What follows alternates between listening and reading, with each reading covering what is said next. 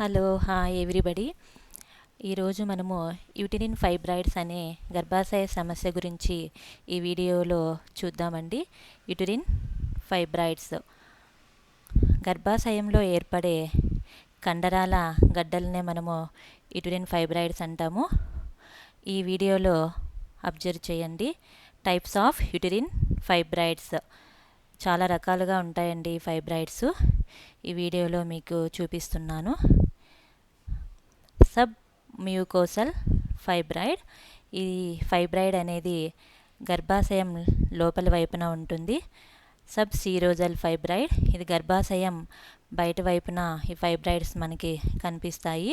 Intra mural fibroid, ఇవి గర్భాశయ గోడల మీద కనిపిస్తాయి. అదేవిధంగా pedunculated submucosal fibroid, subserosal fibroids. ఈ రెండు ఫైబ్రాయిడ్స్ మనకి గర్భాశయం బయట వైపున మనకి ఈ రెండు ఫైబ్రాయిడ్స్ కనిపిస్తాయి. ఈ విధంగా రకరకాల యూటెరిన్ ఫైబ్రాయిడ్స్ని మనము అబ్జర్వ్ చేస్తాము. తర్వాత ఇది ఏ కారణాల వల్ల వస్తుంది, ఇది ఎందుకు వస్తుంది, ఈ లక్షణాలు ఏ విధంగా ఉంటాయో ఇప్పుడు చూద్దాము.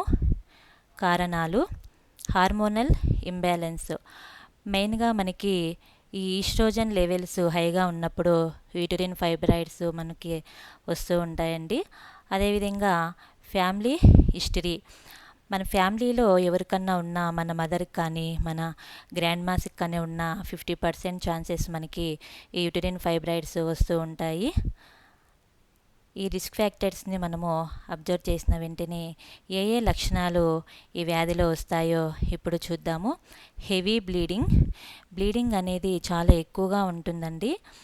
కొంతమందికి 15 days, 20 days, నెల మొత్తం కూడా ఒక్కొక్కసారి కొంతమందిలో బ్లీడింగ్ని మనము అబ్జర్వ్ చేస్తాము. అదేవిధంగా బ్యాక్ పెయిన్ ఉంటుంది, పెల్విక్ పెయిన్ కూడా ఎక్కువగా ఉంటుంది.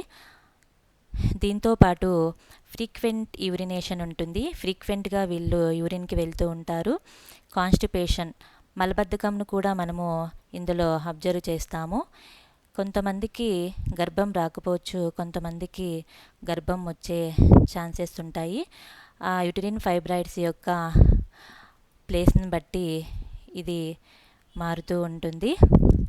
Next, prevention and management. దీన్ని ఏ విధంగా డయాగ్నోస్ చేసుకోవాలి, దీన్ని ఏ విధంగా మనము ప్రివెంట్ చేసుకోవాలో ఇప్పుడు చూద్దాము. ఈ లక్షణాలన్నీ కనిపించిన తర్వాత మహిళలు డాక్టర్ని కన్సల్ట్ కావాలి. ఈ డాక్టర్ గారికి ఈ లక్షణాలన్నీ చెప్పిన వెంటనే ఆమె తగిన డయాగ్నోసిస్ చేస్తుంది.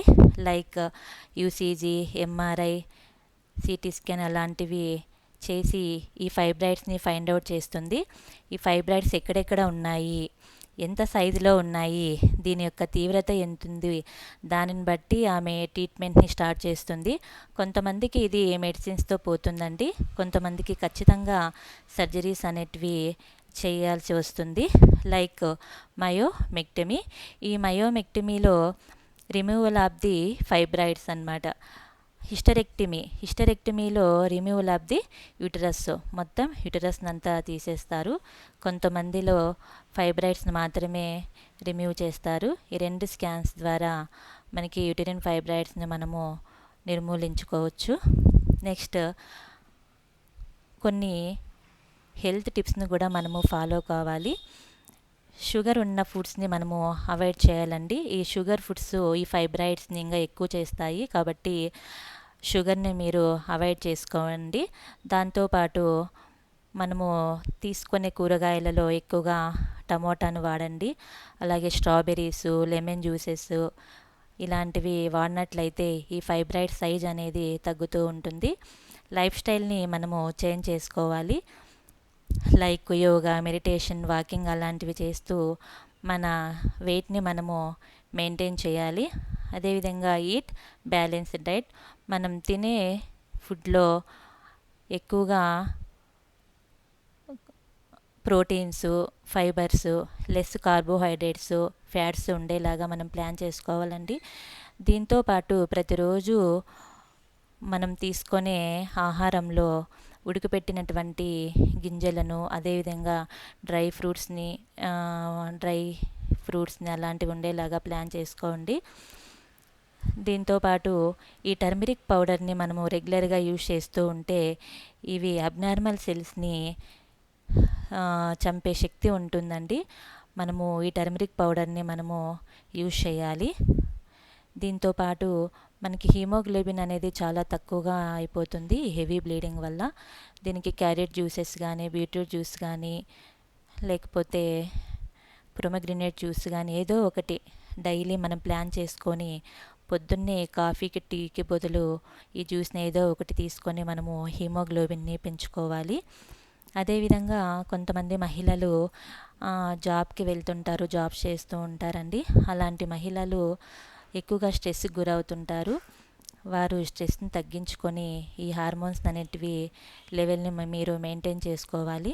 కొంత సమయం అనేది ఈ వ్యాయామానికి టైం సేకరించండి. ఈ ఓవర్ వెయిట్ నుంచి మీరు బయటపడండి.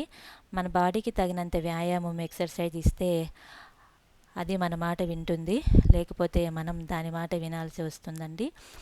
దీంతోపాటు రెగ్యులర్ చెకప్స్ ఉండాలి, మానిటరింగ్ ఉండాలి. ఇవన్నీ మనం ఫాలో అయినట్లయితే ఈ యూటరిన్ ఫైబ్రాయిడ్స్ నుంచి మనము బయటపడవచ్చు. ఇదేమి పెద్ద సమస్య ఏం కాదు. తొందరగా తినండి, తొందరగా పడుకోండి, స్ట్రెస్ని తగ్గించుకోండి. ఈ హెల్త్ టిప్స్ అన్నీ ఫాలో అయ్యి ఈ సమస్య నుంచి మీరు రికవరీ చేసుకోవచ్చు. Thank you friends for watching. Please subscribe further videos.